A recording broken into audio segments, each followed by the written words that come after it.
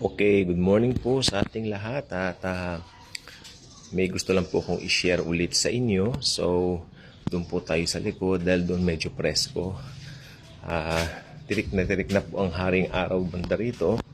So, I really need to walk a little there. Yeah, but doon ay mag-sharean tayo tungkol kay Jesus. Okay? So, how are you? Kumusta na po kayong lahat? At syempre, naasahan ko nasa mabuti kayong kalagayan. Maboboteng kalagayan. Diba? Mabuti ba o mabuti? It's up to you.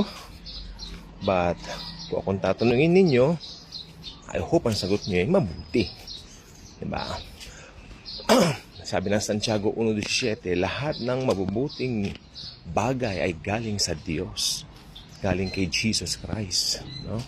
So, nandito po tayo. Alam, yan po, ganun po kapresko din sa likod na ito. So, yes. Yan, puro puno. Iba po talaga ang puno. So, nalulungkot po ako kapag nadadaan ako sa bandang may lugar po kasi dito sa Maynila na kapag dumadaan ako, hindi ko nababanggitin, no, for the sake of para wala tayong matamaan. Puro puno dati doon doon sa yun, doon sa boulevard na yun. O boulevard, binigyan ko na kayo ng anong tawag dito.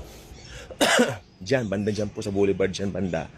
At pag dumalakad ako noon dyan, talagang may mga puno, especially doon sa isang university na malapit doon. Pero ngayon po, nakita ko mga puno, nagbalikbayan po yung tiyahin ko, tsaka may ibang kamag-anak ko. Ano na nangyari doon? Kasi doon po sila nag-graduate. Doon sa school namin, gano'n na, wala yung mga puno. Ay, syempre, nagbabago po naman ang panahon daw. Pero ang totoo niyan, iba talaga ang kalikasan. Iba talaga yung kagandahan ng mga puno. Hindi po ba? So, yun po. So, right now, I would like to tackle something about us, about believers. Ito po laging marinig sa akin ngayon, yung kung ano yung kalagayan natin at kung sino tayo bilang mga mananampalataya. Mabigat po yung Biblia ko, so ilalagay ko muna po dito. Okay. Yan, dun muna. Bilang mga believers kasi, tayo po ay meron po tayong bagong identity. Yan. Itong mga sasabihin kong ito, sana wag niyo naman ako i-condemn. Kasi maraming mga grace believers, sasabihin nila, uy, nagko-condemn siya. Ay, hindi. Ito'y observation ko lang para sabihin ko lang sa inyo na, hey, kinakalbit ko lang kayo. Hindi yan ang nature natin. Hindi tayo yan. Bagamat maganda mag-enjoy tayo, ganun-ganun. Pero may mga bagay kasi na pwedeng lamunin yung sistema mo bilang Kristiyano ng mga bagay na hindi pang Kristiyano. Naintindihan niyo po ba ako? Ang ganda naman ng banda rito. Gusto ko yung blue. Yan. Hirap huliin Ayan. Hindi. Baka doon sa filter na okay na. Ganito po yan. Like for example, ganito. Masyado nang involved sa politika, nagkakaroon ng personalan. Kalbitin ko kayo, hey, hindi tayo taga-mundong ito. Tayo po ay taga-langit. Hindi po tayo taga dito. Amen?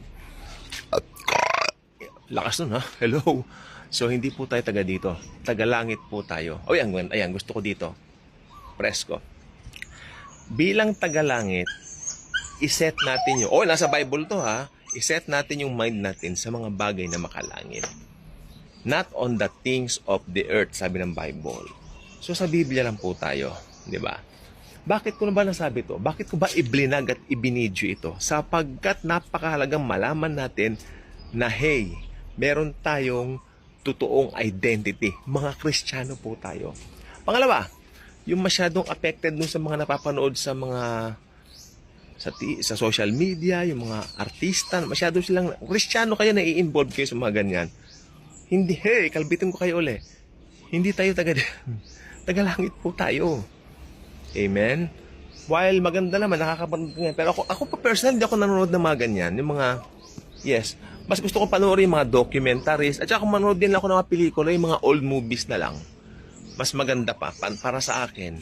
Siyempre, mga kapanahonan namin yung mga 2000 na mga pelikula, maganda, year 2000 na movies, mas maganda pa. At saka mas maganda, pati yung values ng mga stories dati, mas maganda. Mas kapaki-pakinabang compared ngayon. Wala naman akong binanggit, ha? Ito, ang hirap na ngayon eh. Kasi baka maski may freedom of speech ka, maya-maya, ganun-ganon. So, maingat po tayo. Pero sa totoo lang po, dapat may freedom of speech po tayo. Di ba? So, ganun po. So, another thing, Kristiyano ka na pero masyado kang naaapektuhan ng mga bagay na kumakain ng sistema mo o ng sitwasyon mo. Like for example, masyado kang nakapokus doon sa mga earthly things. Ayan na, balikan natin yung sinabi ng Biblia. Do not focus on earthly things. Sinabi na po ng Bible sa atin, hindi tayo taga lupa, taga heaven po tayo, taga langit po tayo.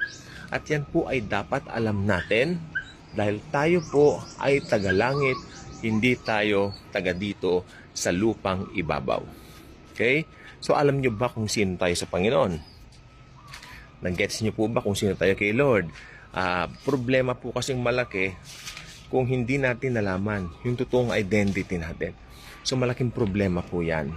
Dahil makakalimutan mo, yun ang pinakamasaklap sa lahat, nakalimutan mo kung sino ka kay Christ at parang yung system mo, yung sistema mo, yung gawin mo, parang taga-mundo na rin.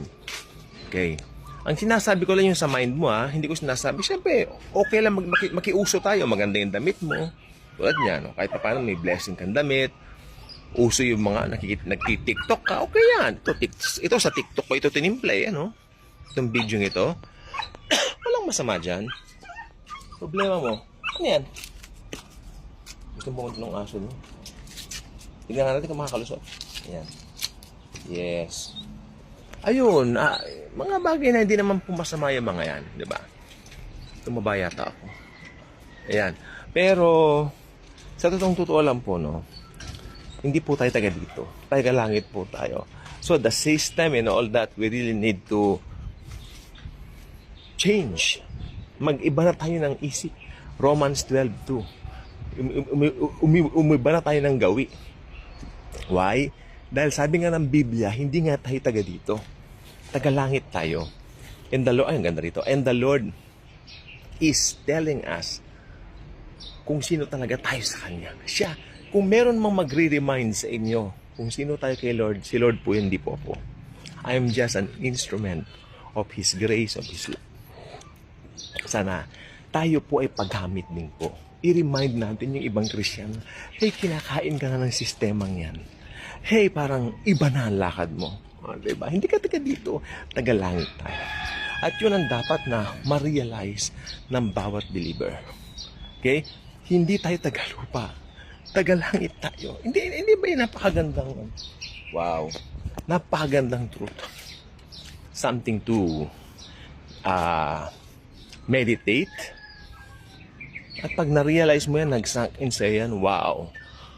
May kamyas, oh. What a beautiful, ganyan ako dito, nakaka-relax na eh. What a beautiful, what a beautiful day. Kung na-realize mo mga bagay na yan. Ayan, parang mga, thank you, Jesus. Hallelujah. That's it. So, yan. Tayo po ay mga highly favored and greatly blessed.